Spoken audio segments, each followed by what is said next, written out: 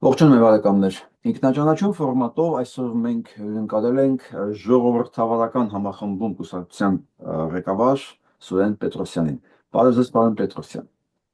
Բարև ձեզ։ Շնորհակալություն ձեր ժամանակի համար։ Գիտեմ նախընտրական շրջանում զբաղված պետք է որ լինեիք։ Կարճ պատմեք ձեր մասին, որտեղից եք գալիս արմատներով, մասնագիտություն եւ այլն։ Արմատներով Սյունիքից եմ եւ հայրական կողմս եւ մայրական կողմս, բայց ծնվել եմ մեծացել եմ Երևանում, մասնագիտությամբ քաղաքագետ եմ, քաղաքական գիտությունների թեկնածու, աշխատել եմ տարբեր ոլորտներում, թե տեղական ինքնակառավարման, թե մասնավոր, թե պետական համակարգում,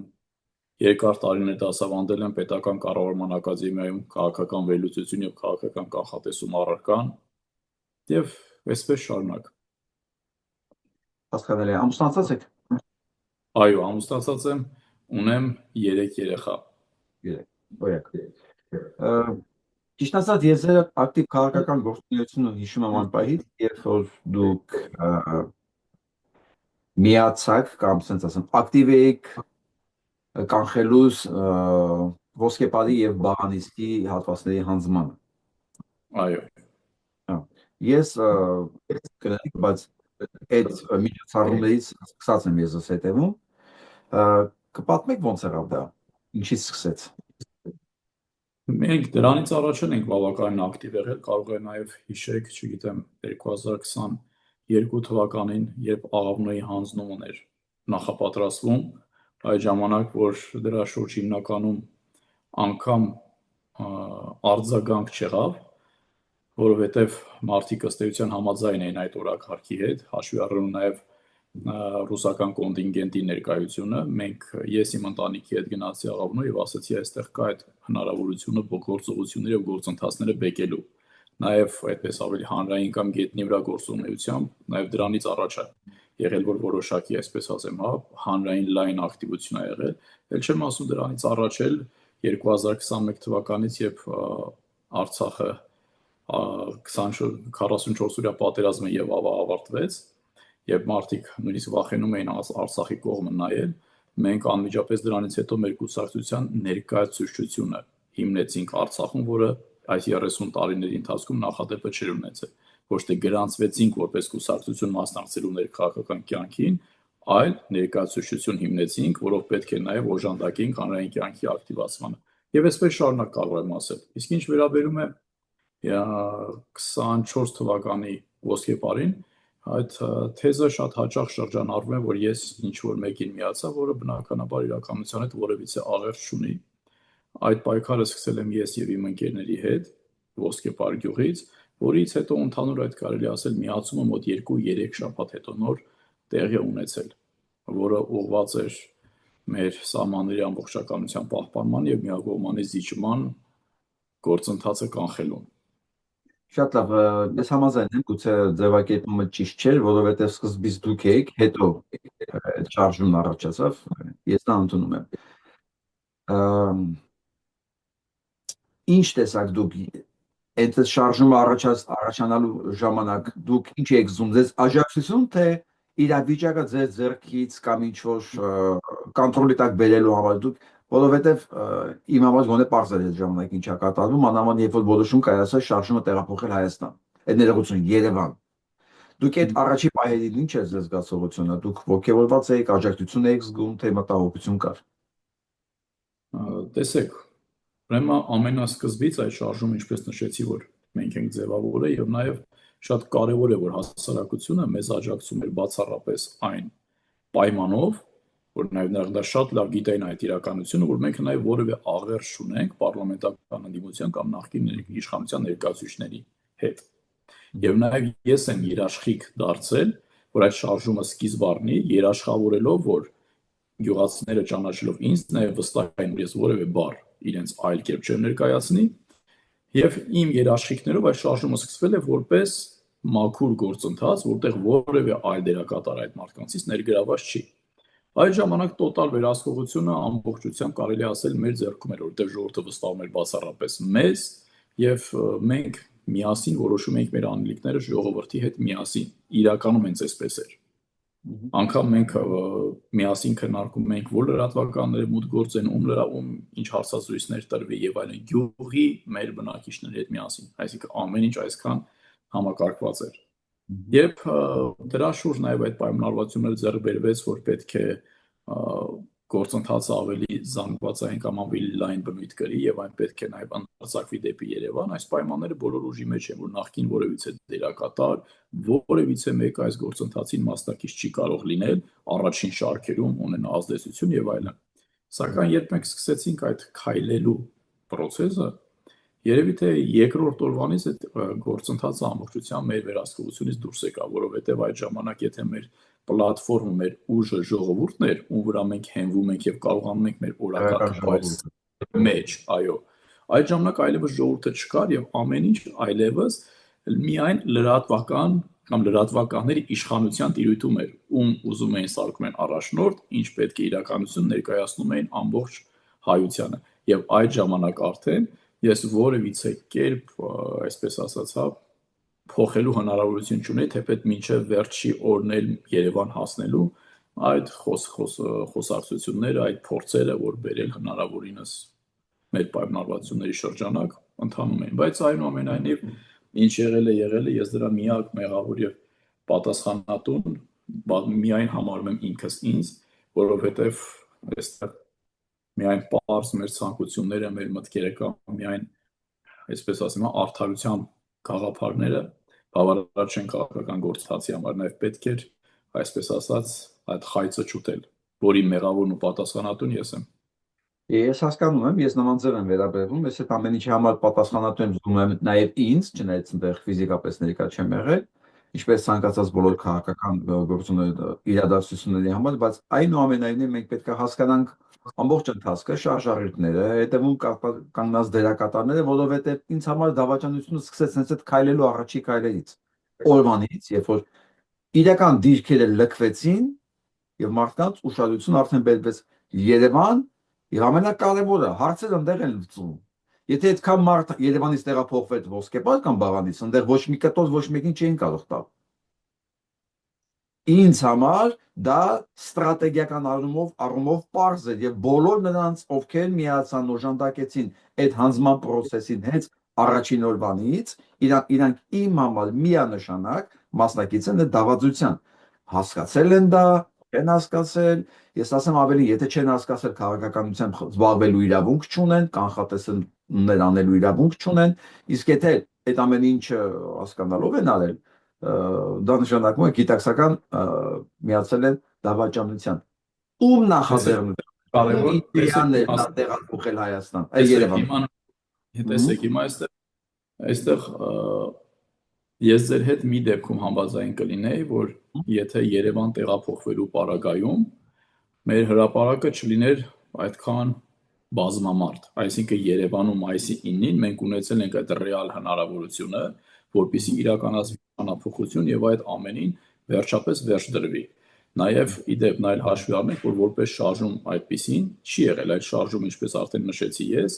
գյուղացիների հետ տուն առ տուն մարդկանց հետ խոսելով, շփվելով շաբաթների ընթացքում ձևավորել են բացառապես ես իմ ընկերների հետ, այսինքն չի եղել շարժում, որ որևիցե մեկը գնացել այդ շարժումը տանելու մարման կամ տանելու այլ ուղղությամբ, շարժումը ձևավորել են բացառապես ես իմ ընկերների հետ միասին, նաև հետագայում ասացի այդ իմ վերահսկողությունից դուրս գալը, որ ես համարում եմ իմ սխալը տեղի ունեցել, բայց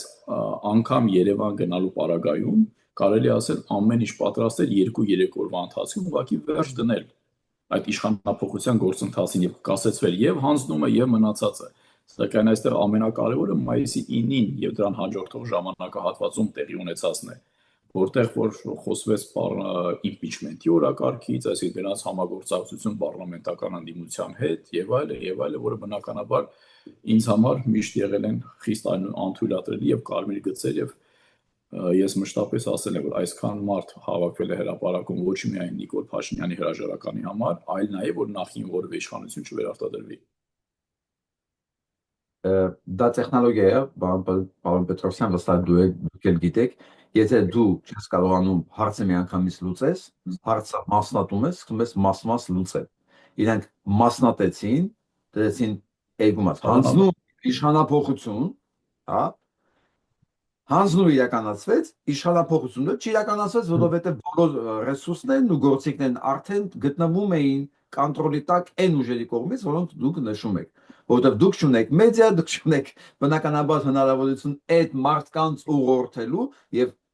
սա հին դասական եղանակա, չես կարողանում լուծել մասնատի քիչ-քիչ կտոր լուծի։ Այո, ես ինքս եմ դրա մասին բազմիցս խոսել եւ ես կրկին անգամ վերահաստատում եմ իմ մոտեցումը, որ դրա մեղավորը բացառապես ես եմ, բացառապես, որովհետեւ շարժումը եղել է իմ վերահսկողության տակ ու դա իմ պարտավորությունն ու պատասխանատվությունն էր, որ դա իմ վերահսկողությունից դուրս չգա, որովհետեւ դա այլևս միայն իմ շարժումը չէր, դա նաեւ հասարակության եւ ժողովրդի շարժումն էր, բայց վերահսկողությունից դուրս պետք է չգա։ Դրա պատասխանատուն ու մեղավորը բացառապես ես եմ, բայց նաև մի բան էլ է պետք հաշվի առնել, որ քաղաքական գործընթացներում, մասնավորապես նման մասշտաբային իրադարձությունների ժամանակ, որևիցե մեկս ապահովագրված չենք նման սխալներից, որտեղ տեսությունը այլ է, իրական գործընթացները ամբողջությամբ այլ է, սակայն շատ կարևոր է, անկախ դա կլինի սխալ թե թերացումներ, դուք շարունակում եք մնալ ձեր սկզբունքներին հավատարիմ եւ գործել ձեր արժեհամակարգի շրջանակներում։ Այնուամենայնիվ չնայած արդեն 2 տարի ինձ մանրամասները հետաքրքիր հետագայի համար, պատմության համար, ովքեր են այն նախաձեռնողներն ու հիմնական դերակատարները, որոնք վերցրեցին եւ տարան Երևան։ Ես մի օր ես հարց անպայման տարել եմ Բագրատ Սրբազանի, եթե այդ առիթը ունենա։ Հա, իմ համար միանշանակ է այդ գործընթացի պատասխանատուն ով է, բայց հաշվի առնելով ամեն դեպքում Բագրատ Սրբազանի հոգեվորական էր, կարող էր այդ մանրամասներին չտիրապետել եւ ինքն էլ ուներ իր ասողները։ Այ հենց էս ոչ թե առաջի դեմքն է ինձ հետաքրքիր, որը պարզ է, որ այսօր քաղբանտարկյալի կարգավիճակում է, ես ինքը չի կարող ինձ պատասխանել։ Հետևաբար ես իրավունք չունեմ մեղադրանքներ ներկայացնել, որոնք ինքը չի կարող ներկայացնել, բայց այդ հարցը կա, կախված է օդում, ովքեր էին իդեայի հետևում կանգնած, որ այս հսկայական շարժումը, որտեղ եթե տեղում մնային, պետք չէ 500,000 մարդ այնտեղ, 1000 հոգի տեղում մնալ, դե ոչ իման չէր կարող շարժվել տեղից։ Եվ չէին կարող գյուղերը հանձնել, ովքեր են ամեն դեպքում այն մարդիկ, որոնք սիրուն այս process-ը կազմակերպին։ Ինձ դա հետաքրքիր է։ Շատ Պատմության բան չեն կարող փոխել, բայց մենք չիմանանք այս դավադությունը ում ձեռքերով կարող տարվեց։ Այո, շատ հնարավոր է նաև այնտեղ մնալուց այլ ելք լիներ, բայց նաև եւս մեկ անգամ կրկին պետք չէ բացառել, որ Երևանում մի քանի օր է մնացել իշխանափոխության, եթե գործընթացները ճիշտ տարվեր։ Հետևաբար նաև, այո, բնականաբար, հետևաբար նաև, եթե եւս մեկ անգամ կրկնեմ, եթե մենք գայինք Երևանում այնտեղ լիներ 5000 հոգի, ձեր ասած թեզը միանշանակ ճիշտ կլիներ։ Այստեղ այս երկու տարբերակը կարող է կյանքի իրավունք ունենալ եւ Երևան գալը այսքան բազմաշատ հանրության պարագայում եւ մնալը Կիրանցում։ Այս քայլելու հետ կապված իրականում կամ ձևի բովանդակության իրականում եղել է մեր մեջ երկխոսության նաեւ արդյունքում, թե մյուս կողմից ինչ որ մարդիկ եղել են ներգրաված, որոնք այդ գաղափարը առաջ են տարել կամ մեկս համոզվել է, մյուսը չէ, դրա չեմ կարող ասել։ Ես իմ մեջ իմ համոզմունքներն ունեմ, բայց ինձ թույլ չեմ տա ասեմ բաներ, որին որ Բագրատ Սրբազանը այսօր չի կարող արձագանքել։ Եվ ես միայն ասում եմ այն ամենը, ինչը ասել եմ այն ժամանակ, երբ ինքը բանտարկված չէր։ Դրա համար եմ այդպես ասում։ Ես բնականաբար պատկեր ամբողջությամբ իմ համար պարզ է, որ գործընթացների հետևում կանգնած է եղել պարլամենտական անդիմությունը, մասնավորապես երկրորդ նախագահի գլխավորության, որին հետո նաև ակտիվորեն ներգրաված եղել երրորդ նախագահի թիմը եւ այսպես շարունակ։ Դա իմ համար ակնհայտ է, նաև այն ժամանակ եմ դրա մասին ասել։ Բայց սա իրավիճակը չի փոխում այսօր, ինձ թվում է այսօր նաև ժամանակն է, որ սխալներից հետևություն անելով նաև շարժվենք առաջ, որովհետև այդ նույն իրավիճակը վերլուծելով, մասնավորապես այն ժամանակ, երբ սխալները եւ մոտեցումները ամբողջությամբ կարելի ասել վերլուծված են, վերհանված են, գիտակցված են, նույն անցյալում մնալ ինձ թվում է որևիցե լավ բան չի տալու մեզ։ Անցյալը մնալու խնդիր չունենք մենք դրած, մենք անցյալն ենք վերլուծում նույն սխալները թույլ չտալու համար, որովհետև եթե մարդ կա, որ միջև հիմա ձեր ասածը չի հասկացել, պարոն Պետրոսյան, իր համար դեռ պարզ չի, ովքեր են կանգնած գործընթացի հետևում, հա, մասնավորապես առաջ եւ երկրորդ նախագահները, ում դեմքերով էին կանգնած եւ ինչի սա իրականացրեցին, հա, նրանք գնում են կուրորեն մտածելով, որ այս երկու դեմքերը, որոնք օգնել են Նիկոլ Փաշինյանին հանձնել ոսկեպար բաղանից այդ տարածքները, Դրանք հանկարծ կարող է այսօր, գիտեք ինչ, ժողովրդամետ, սենց ասեմ, կամ պետականամետ գործողություններն անեն։ Ես Ներողություն եմ խնդրում ընդհատելու համար, դա բնականաբար անհեթեթ քաղաքական տեսանկյունից անհեթեթ կարծիք է։ Չեն կարող այդ ուժերը լինել, եւ ես բազմիցս ասել եմ, որ այդ ուժերի ցանկացած եւ վերարտադրությունը, ցանկացած տեսքով ազգային անվտանգության սպառնալիք է հավասարաչափ այնպես, ինչպես ներկայ իշխանության վերարտադրությունը, հավասարաչափ ազգային անվտանգության սպառնալիք է։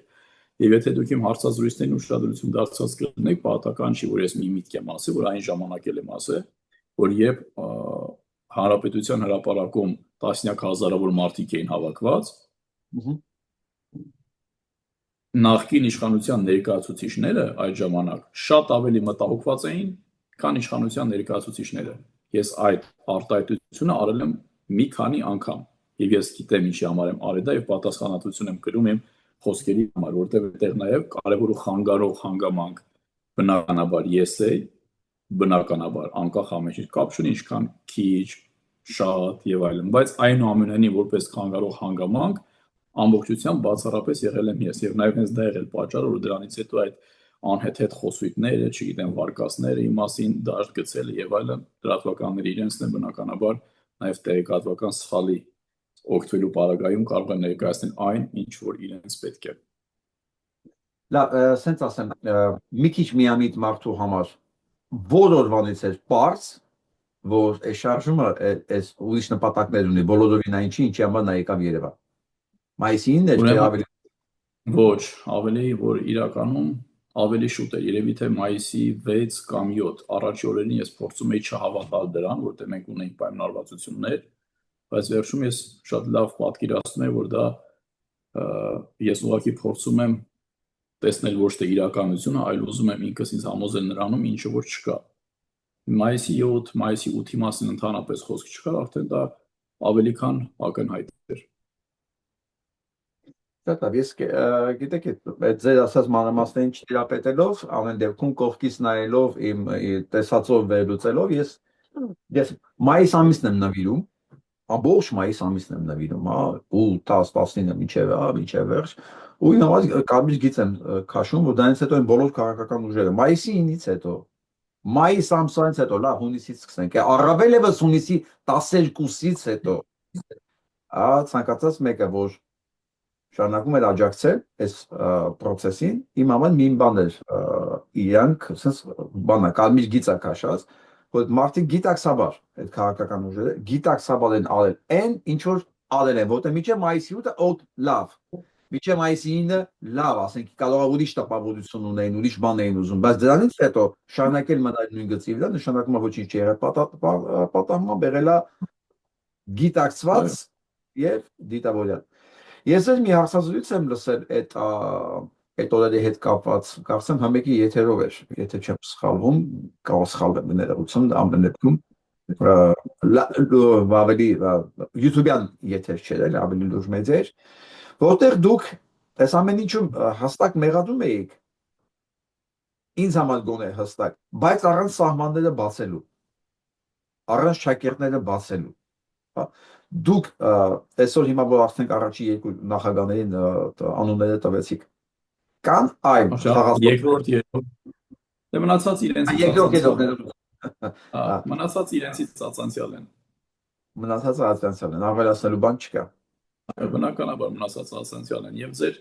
այնուամենայնիվ որ այդ ամեն ինչ արդեն տեղի ունեցել եւ անցել գնացել, ես ասեմ նաեւ շարժման ժամանակ այս մտահոգությունները չբարձրաձայնելու պատճառներից մեկը որն է եղել։ Այն ինչի մասին ես ձեզ պատմում եմ, դրան ականատես բնականաբար միայն ես չեմ եղել։ Եղել է օրինակ նաև մեր թիմը, որ 24 ժամ իմ հետ է եղել մոտ 100 հոգի, այսինքն սա բոլորի աչքի առաջ է եղել, հասկանում եք, դա միայն թակունի մեջ եղել, թակուն խոսակցություններ ես չեմ բացահայտում։ Ես տեսել եմ ինտերնետով, ասենք դες չի որ դա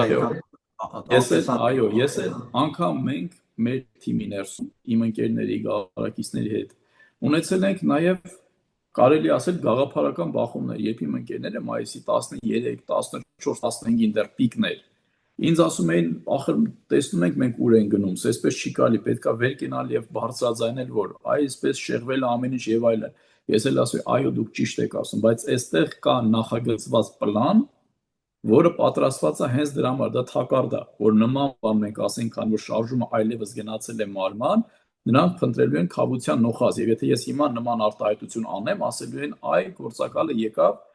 եւ պարակտեց մեր հարյուրավոր ընկերներ, կողմնակիցներ եւ այլն, այս խոսակցությունների բոլորը ներկային եղել։ Եվ վերջում այդ թեզը պատրաստվեց եւ դաշտ գծվեց հունիսի 12-ի համար, այն ժամանակ, երբ ոչ թե 50,000 մարդ էր հրապարակում, այլ ընդամենը 1500 հոգի մարդ երևի թե Բաղրամյան պողոտայում։ Այսինքն մեղադրել ինձ խափանելու մի բանը, որը արդեն շատ շուտվանից խափանված էր, բնականաբար յուրաքանչյուր բանականություն ունեցող մարդ շատ լավ պատկերացնում է։ Չէ, դա լրիվ հասկանալի է։ Իսկ ասեք, Գառնիկը երբ հայտնվեց եւ սկսեց ինքը եթերներում ներկայանալ որպես շարժման ներկայացիչ, ով դա սկսեց իրականացնել։ Տեսեք, կոնկրետ օրով չեմ կարող հիշել, բայց ես ձեզ հստակ օրով կարող եմ ասել, Ոսկեպարում երբ կազմակերպեցինք հավաք, ապրիլի 13-ին, եթե չեմ սխալվում, YouTube-ում հնարավոր է գտնել, այն ժամանակ կտեսնեք, որ ուղերձ հղեցինք գյուղացիներին, ես, Սրբազանը, Բագրատ եւ գյուղապետը, որը աննախադեպ էր, գյուղապետը մեր խնդրանքով է խոսել, անձամբ իմ խնդրանքով է խոսել, անձամբ ուրիշ ոչ ոք խնդրանքով, որը աննախադեպ երևույթ էր, որ համայնքի ղեկավարը կամ գյուղապետը, հա, հակաիշխանական ելույթ, ոչ թե հակաիշխանական, այլ իրողության մասին խոսի։ Հա, դու աննախադեպ երևույթ էր այդ ժամանակ եւ այնտեղ ձեր նշած անձը այդ ժամանակ գյուղում եղել է, բայց անգամ խոսք չի ունեցել, այսինքն ես ձեր ժամանակագրությունն եմ ասում, հա։ Դրանից եղել է իհարկե տարբեր մարդիկ եկել են գյուղ, գնացել են այդ ու ինքը կարող շաբաթը մեկ անգամ, 3 օրը մեկ անգամ, չգիտեմ, եկել են, գնացել են կար ժամանակով, բայց գործընթացների կազմակերպման, մարդկանց ոտքի անման եւ այլն այդ ժամանակահատվածում որևիցե աղերս չեն ունեցել եւ դրա վառ օրինակը ձեզ ներկայացնում եմ, որ ապրիլի 13-ին, որտեղ Ոսկեպարից ըստ էության սկիզբ դրվեց, այդտեղ հանրահավաք իրականացվեց, այնտեղ անգամ խոսք չի եղել, խոսք չի ունեցել ինքը։ Շատ լավ, մենք այսքանով եւ այդ շրջանը ավարտենք, որտեղ ինձ համար շատ կարեւոր է, ես բոլոր պատմական կարեւոր դեպքերի առումով ուզում եմ մաքսիմալ հստակություն մտցնել, գոնե ինձ համար, իմ գնահատականների մեջ սխալները մինիմալիզացնելու համար, որովհետեւ ի պաշտոնե սենց ասեմ, իմ դիրքով հանդերձ ես ինչ-որ գնահատականներ պետք է ունենամ եւ ես ուզում եմ մաքսիմում սխալներից կարողանալ խուսափել ու հիմա այսքան ամփոփելուց հետո կրկնեմ ով դեռ կամուկացի մեջ է Սերժ Սարգսյան, Ռոբերտ Քոչարյան, Նիկոլ Փաշինյան, դրանք նույն թիմն են եւ միասին իրականացնել են ոչ միայն Արցախի հանձումը,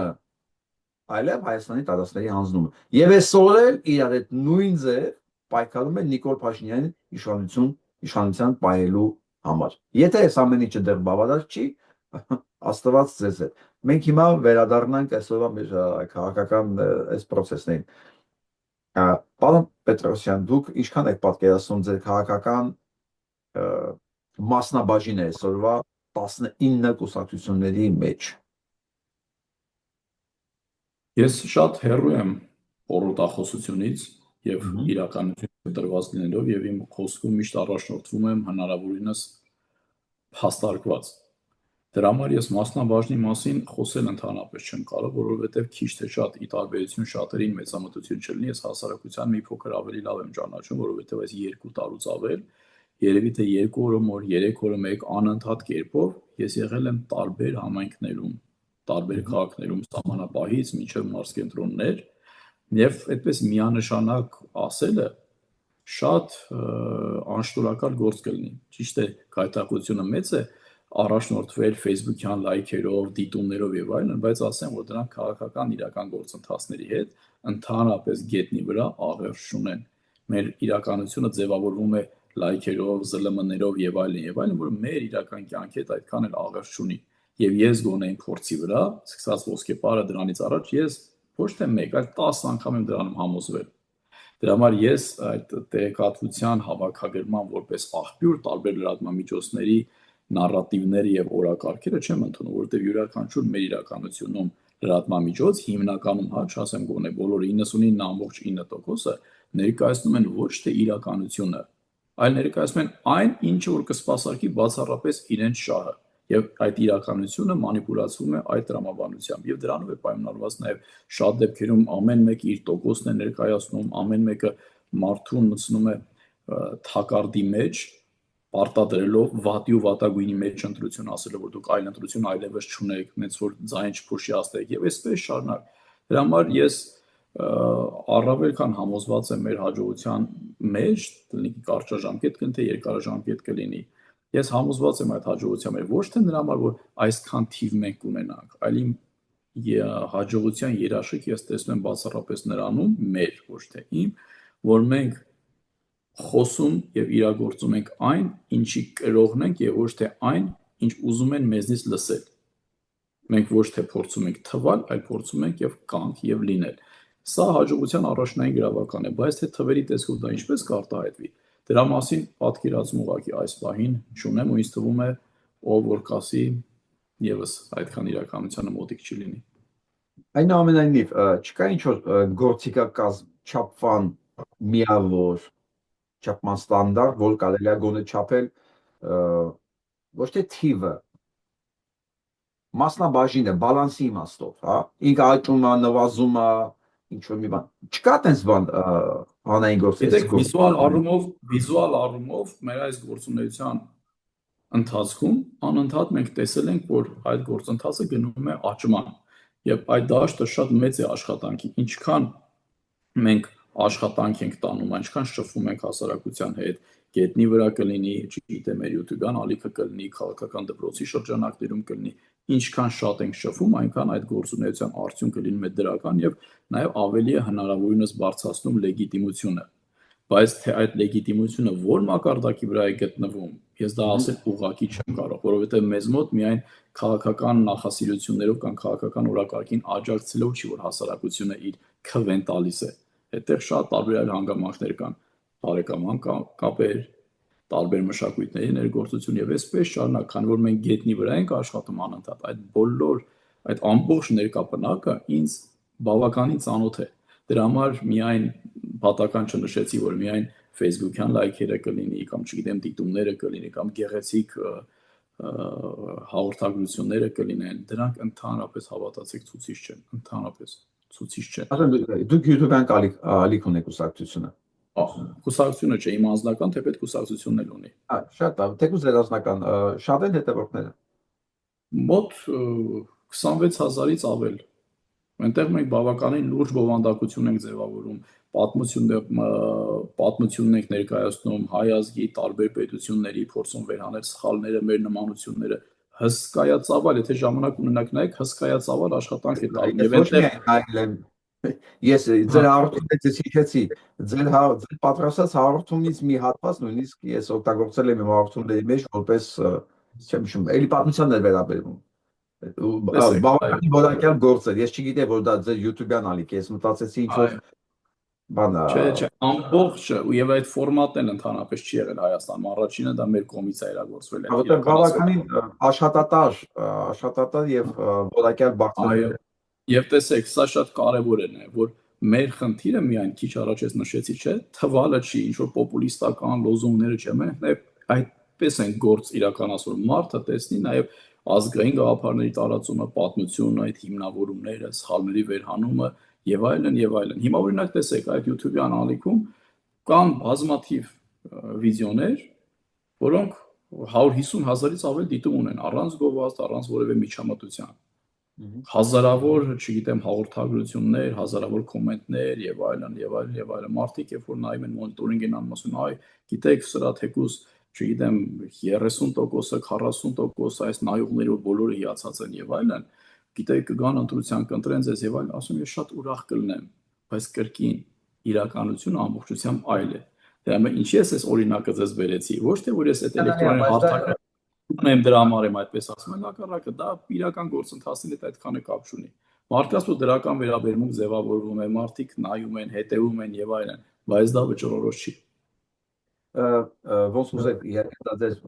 վերաբերմունքն է, կարծիքն է, ես մի քիչ այլ կարծիքի եմ։ Ովքեր իմիջիալոց տեղյակ չեն, Սուրեն Պետրոսյան գտեք YouTube-յան, ես ինքս մի անգամ տեսել եմ պատմությանը վերաբերող, այս պահին չեմ հիշում թեման։ Բայց ես ծերից շատ մեծ հետաքրքրությունով նայել եմ ու օգտագործել եմ որպես փաստ Տակալություն։ իմ հաղորդումներից մեկի մեջ որպես հետաքրքրական փաստ։ Ես դա հիշեցի, ովքեր ուզում են հետաքրքրված են, գտեք Սուրեն Պետրոսյանին, դիտեք, բաժանորդագրվեք եւ իմ ջերոց տեղել կարող բաժանորդագրվել, եթե դեռ բաժանորդագրված չեք եւ անպայման տարածեք։ Պարոն Պետրոսյան, 19 մասնակից ունենք։ Դուք արդյոք գիտեք եք, որ իրոք մենք ունենք 19 տեսակի քաղաքական օրակարգ առաջարկելու համար։ Որտեղ իմ համար դա մի քիչ անհասկանալի է, ոնց կարող լինի 19 քաղաքական օրակարգ, որտեղ եթե դրանք կրկնվող են, ենթադրում եմ, որ կրկնվելու դեպքում, ասենք, համակարծիքները կարող էին գոնե ճակատով հանդես գալ ավելի ուժեղ լինելու համար, հա։ Ինչ կարծիքի եք։ Մասնագետի եմ 19 քաղաքական օրակարգ կարող է լինել։ Բնականաբար ես կարող եմ մերի համար պատասխան տալ նաև գաղափարական հենքը ներկայացնել, որը որևիցե կերպ որևիցե տեղ չի կրկնվում, թեկուզ եթե կրկնվել էլ դա, այսպես ասեմ, հա, մեծ խնդիր չէ, բայց այնուամենայնիվ չի կրկնվում։ Իմ կարծիքով շատ բարագային որևիցե մեկին չվիրավորելով ամենայն հարգանքով իրենց գործունեության նկատմամբ, բայց դա ավելի շատ տարբեր նույն այս քաղաքական հիմնական դերակատարների կողմից քաղաքական տեխնոլոգիաների կիրառում է այլ դիմանկներով, այլ դերակատարների մասնակցություն եւ այլ եւ այլ։ Սա ավելի շատ քաղաքական տեխնոլոգիա իր մեջ կունի եւ ոչ թե գաղափարների կամ գաղափարախոսությունների տարբերություն։ Հետևաբար այս պարագայում եթե մեր իրականությունը այսպեսին է, հույս ունենալ, որ ինչ որ ճակատներ կլինեն, միավորումներ կլինեն, բնականաբար այդքան էլ տեղին չի, բայց որ տեսականորեն անգամ 19 առանձին գաղափարախոսություններ, գաղափարական հենք, տեսլական, ռազմավարական տեսլականներ լինել չեն կարող, դա ակնհայտ է եւ փաստ է։ Կարող ենք նաեւ, չգիտեմ,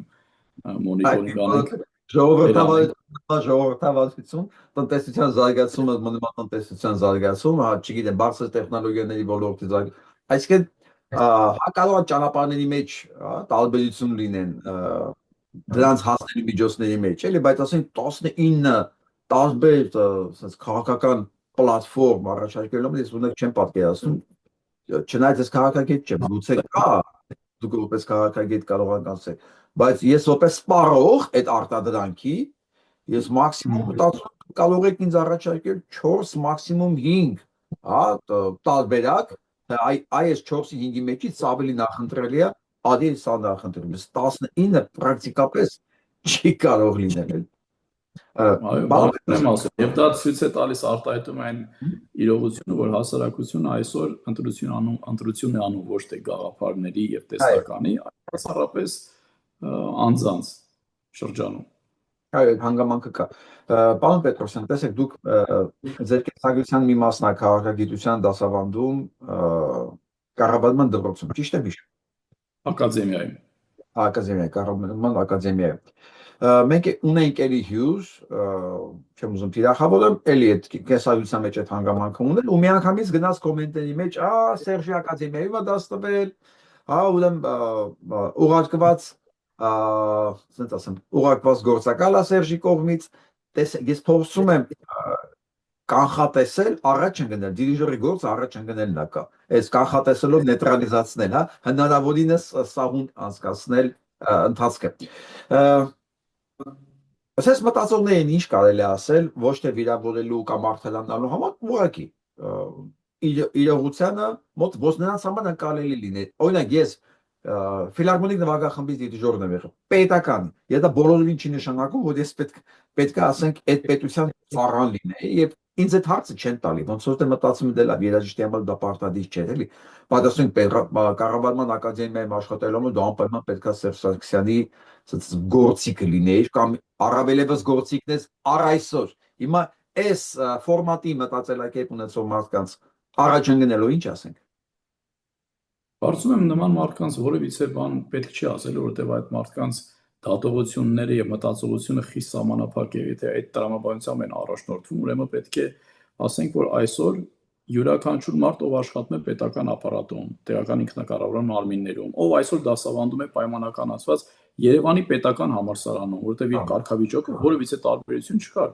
Կառավարման ակադեմիան ուղղակի միայն մագիստրատուրա եւ ասպիրանտուրա է։ Այսինքն ակադեմիայում, տնտեսագիտական համալսարանում, ԵՊՀ-ում մնացած տեղերը, այսինքն անգամ ոչ միայն դասախոսները, անգամ ուսանողները, եթե այնտեղ սովորում են, բոլորը այս պահին քպեական են, որովհետև այդ տրամաբանությամբ բոլոր դասախոսները ուրեմն քպեական են, ուրեմն եթե նրանք քպեական են եւ երիտասարդները հանդուրժում են այդ քպեական մտոլորտ, ուրեմն նրանք էլ են քպեական։ Եթե տրամաբանությունից ելնենք, այս ծայրահեղ անհետեցությունից, ուրեմն չգիտեմ, այդ մարդկանց ինձ թվում է իմաստ չկա անգամ բացատրելու, որովհետև դա եթե լիներ մասնավոր ինչ որ միտեղ մտածեի, ինչ որ միտեղ դա էլ հիմք չէ, բայց պետական կառավարման ակադեմիայում սովորել եմ այնտեղ, պաշտպանել եմ այնտեղ, դասավանդել եմ այնտեղ, այսինքն չգիտեմ այդտեղ էլ ավելի ինչ ասել։ Լավ, ես մասնագիտական հարց եմ ուզում տամ։ Ինձ շատ հաճախ ինձ հյուրերին լսել եմ մեղադրանք, որ ձեր ինչ գործն է քաղաքականությունը։ Դա մասնագետներ կան, քաղաքագետներ կան, թող եկել զբաղվեն։ Ես մի անգամ այտենց ինքն ներկայանում եմ որպես քաղաքագետ, որ մենք մտել ենք մի դաշտ, որ մեր գործը չի, մենք ապականում ենք այս կողմ, ես որպես չարթարանալու համար, բայց ուղղակի համեստորեն ընդգծեցի այն հանգամանքը, որ շատ ներողություն իհարկե։ Այն օրը, որ ես ձեզ տեսնեմ, դուք չափ եք տալիս, նշանակում է Հայաստանում այլևս դիվիժոր չկա։ Ոչ թե դուք այդքան տաղանդավոր եք, էլի։ Եվ այն հանգամանքը, որ դիվիժորը ստիպված քաղաքականության մեջ է խառնել, նշանակում է, որ այդ դաշտում խնդիրներ է եղել, հա։ Եվ փոխանակ ինձ մեղադրեք, որ ասենք բժիշկը, կարծեմ իմ այդ օրվա հյուրը բժիշկ էր։ Բժիշկը եւ երաժիշտը իրանց ամենակարևոր միսիան թողել են դանով են զբաղվում, դրանից է, որ դաշտը խնդիր ունի, հա, մենք մեր հաճույքի համար չենք հայտնվել այնտեղ, եկել ենք հայտնվել ենք այնտեղ, որտեղ այնտեղ բացեր կա, ու այդ բացերը էկզիստենցիալ արդեն վտանգ է ներկայացնում, հա, դուք պատկերացրեք ոնց որ այնքան վատ լինի բժշկության վիճակը, որ ասենք խրամատից մեկը դուրս գա, ձերքերս կշտի վիրահատություն անել, էլի, հա, տենց էլ է լինում, հա, երբ որ տարածքում բժիշկ չի լինում, բայց այդ մարդ հանում է, որտեղ բժիշկ չկա տարածքում, ինչու մի բան պետք է արվի, չէ, ամեն դեպքում։ Քաղաքագիտական, մասնագիտական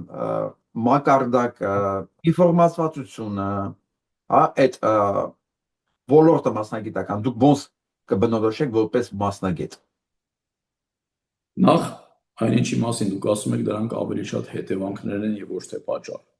որովհետեւ մեր այս 30-ից ավել տարիների ընթացքում քաղաքականությունը հասարակության մոտ ընկալվել է որպես ամենակարճ ճանապարհը միանգամից հարստանալու եւ իշխանություն ունենալու եւ ոչ թե զբաղվելու բուն քաղաքականությամբ։ Իսկ հարուստների մոտ, այո, իսկ հարուստների կամ տնտեսական կապիտալ ունեցողների մոտ քաղաքականությունը ընկալվել է կարևոր միջոց, որով իրենք կարողանան երաշխավորել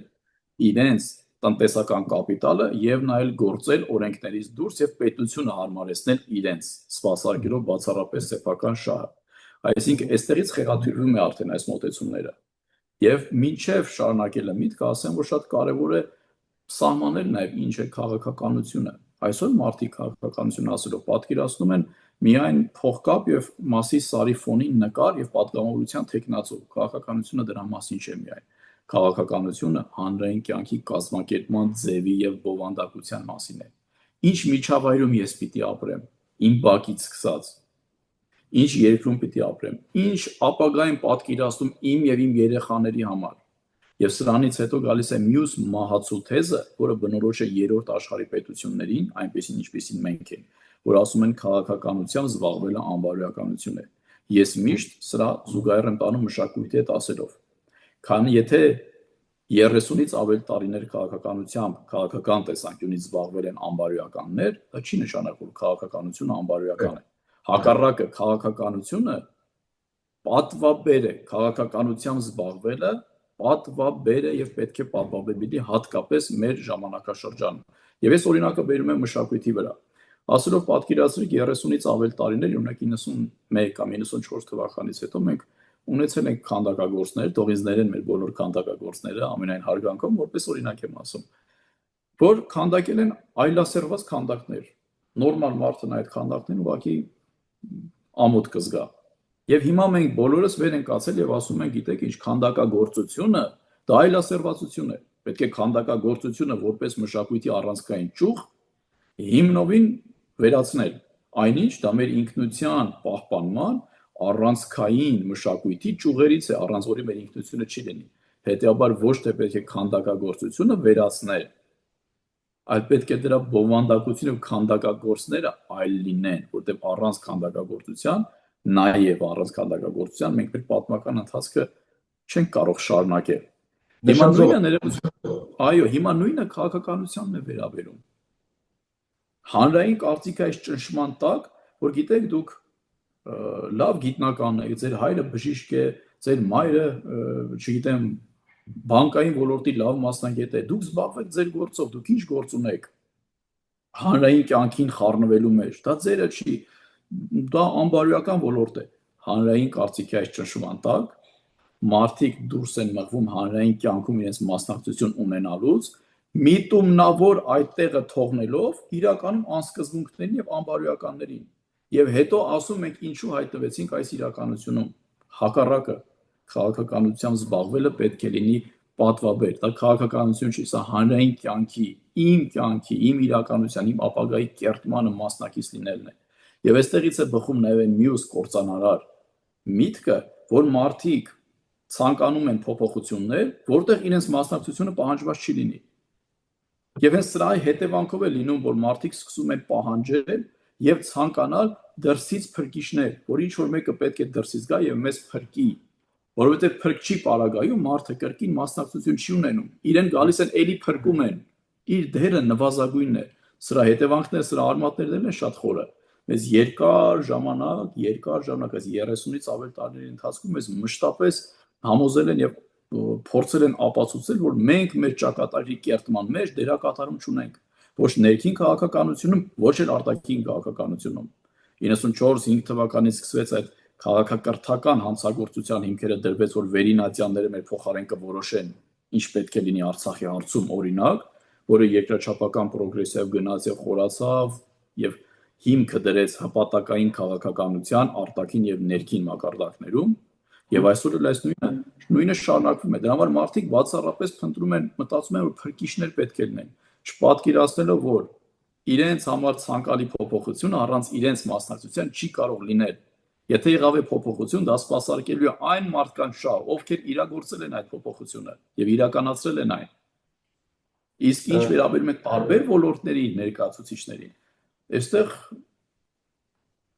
շատ կարևոր է նաև այդ մարդկանց ներգրավվածությունը։ Իհարկե քաղաքագետներ, խորքային ակադեմիական գիտելիքներով, սա շատ կարևոր է, որոնք ոչ թե հիմնված կլեն միայն էմոցիաների վրա, այլ կունենալով ակադեմիական գիտելիքներ, կպատկերացնեն աշխարհում փոփոխությունների տրամաբանությունը, փոփոխությունների ոգին եւ ոչ թե էմոցիոնալ վայրիվերումների մեջ կընկնեն մանիպուլացնելով հասարակությանը։ Իհարկե, այսպիսի մարդիկ առանցքային տեղ եւ դեր ունեն, առանց սրա պետություն երբեք չի կարող կայանալ։ Բայց նաև հանրային կյանքի կազմակերպման մեջ առանցքային դեր ունեն նաև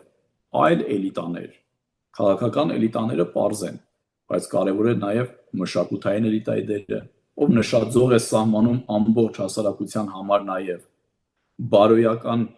բարոյականից, վարքից, մինչև, չգիտեմ, մշակութային տարբեր հարթություններ, ուղենիշ է սահմանում, ռազմական էլիտա, ռազմավարական էլիտա, զանգվածային լրատվամիջոցները որպես էլիտա, որոնք ձևավորում են հանրային կարծիքն ու դիրքորոշումը տարբեր երևույթների նկատմամբ։ Հետևաբար էլիտաները շատ տարբեր ոլորտի են լինում, եւ այստեղ պետք չէ շփոթել վերնախավը էլիտայի հետ։ Իմ խորին համոզմամբ ենք 30-ից ավել տարիների ընթացքում մենք ունեցել ենք բացառապես վերնախավ։ Մարդիկ, ովքեր ինչ-ինչ իրավիճակների հետևանքում հայտնվել են սոցիալական կուսակցական եւ օլիգարխիկ վերնախավ, բնականաբար, որոնք ինչ-ինչ գործընթացների հետևանքով հայտնվել են սոցիալական բուրգի գագաթին, ունեցել են իշխանական լծակներ, բայց նրանք էլիտա չեն եղել։ Էլիտան վերնախավից տարբերում է աքսիոլոգիական բաղադրիչը, արժեբանական։ Դեռ իշխանական լծակներ ունենալը ձեզ էլիտա չի դարձնում։ Էլիտա դուք լինում եք, երբ որ ունեք ազգային ինքնություն, ռազմավարական տեսլական, ապագան կարողանում եք մոդելավորեք, պլանավորեք, իրագործեք եւ ամենակարևորը կրեք պատասխանատվություն ձեր գործունեության համար։ Այս արժեբանականի մասը մեր մոտ միշտ բացակայել է, հետեւաբար մենք ունեցել ենք քաղաքական վերնախավ, որը բացառապես սպասարկել է նեղ անձնական շահերը մսխելով պետական ոչ ռեսուրսն ու ներուժը, նաև ազգային ներուժը։ Էլիտան պաշտոն չի, Ժորժ ջան։ Էլիտան Այո, դա կոչում է, դա ապրելակերպ է, դա մտքի տիրապետման մասշտաբներ են, դա կարգավիճակ է նաև։ միսիա է, դա միսիա է, դու կապ այդ միսիան ունես, որովհետև այդ միսիան քեզ պաշտոնով չեն տալիս։ Պաշտոնով տալիս են դա իշխանական ինչ որ բուժգում ունենալ ինչ որ պաշտոն, հա, կամ զավթել այդ պաշտոնը, բայց դա էլիտա հետ կապ չունի։ Գիտես, Իդեպ էլիտան իմ հա, ներգիտական հա, տիրույթն է։ Ես իմ դիսերտացիան պաշտպանել եմ հենց էլիտաներ թեմայով։ հետաքրքիր է։ Ես ուղղակի լրացման համար պետք է ասեմ, որ հունա-հռոմեական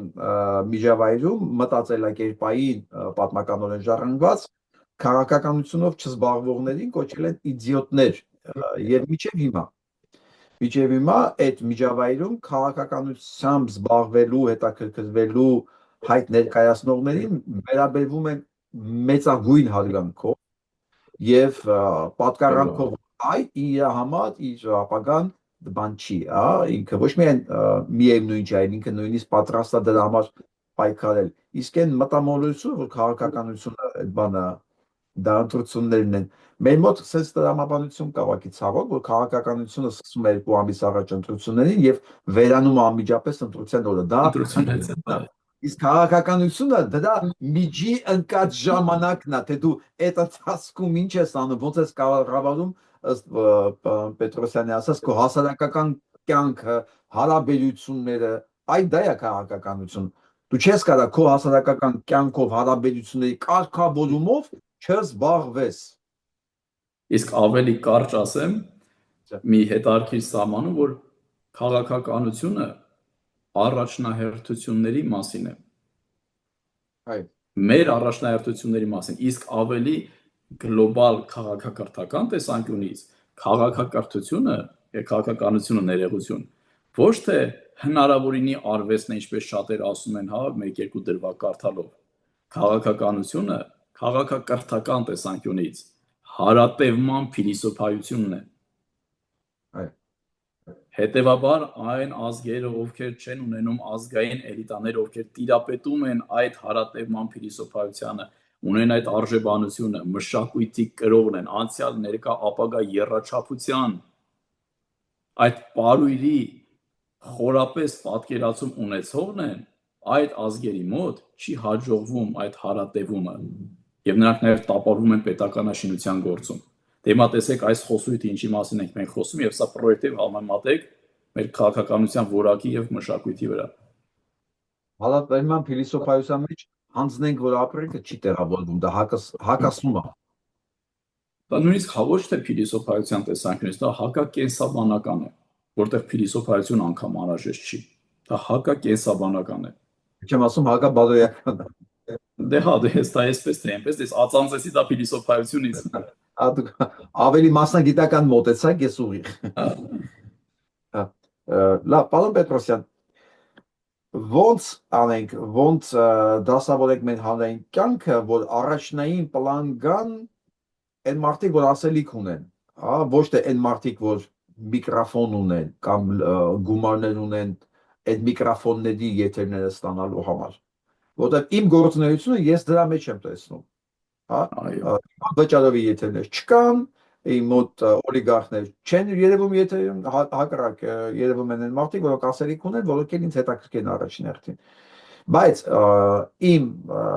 մասնաբաժինը ինչքանով որ լինի ինձ համար տպավորիչ կամ մեկի համար տպավորիչ, ինքը չի ծածկում հայկական աշխարհը բոլորովին, հա, եւ այնտեղ ավելի հզոր միջոցներ կան, որ մենք դրա մասին խոսանք, որովհետեւ ամեն մեկս իհարկե, եթե մեր գործում մի 20 հատ sense լրատվամիջոց լիներ, կփոխել բալանսը դաշտում, բայց դե մենք դրանից դեռ հեռու ենք։ Ոնց անենք այսօրվա վիճակով, որ ասելիք ունեցող մարդիկ դառնան ավելի հասանելի, քան այն օլիգարխիան, որ ասենք, այն հանցագործները, որ ասում տիրապետում են այդ մեդիա գործիքա մեդիա դաշտը։ Որովհետև դուք ուզում եք գնահատեք, ուզում եք, չէ, իրանք են ապահովելու եւ ընտրության մասնակցությունը, եւ ընտրության տրամադրվածությունը, հա, եւ ձայների ուր կգնա, ոնց կգնա մեծ մասամբ, իրանք մեծ ազդեցություն են այնտեղ։ Բնականաբար, բայց դրա պատասխանը շատ պարզ է։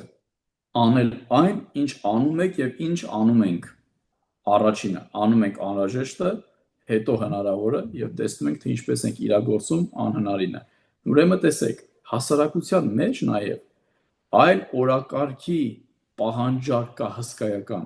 սակայն այն դերակատարները, որի մասին որ խոսեցիք, ձևավորել են հանրային կեղծ կարծիք, որ հասարակությունը միայն պահանջում է հայհոյանք, միայն պահանջում է աղմուկ եւ այլն։ Ես իմ օրինակի վրա բերեմ։ Երբ անցյալ տարի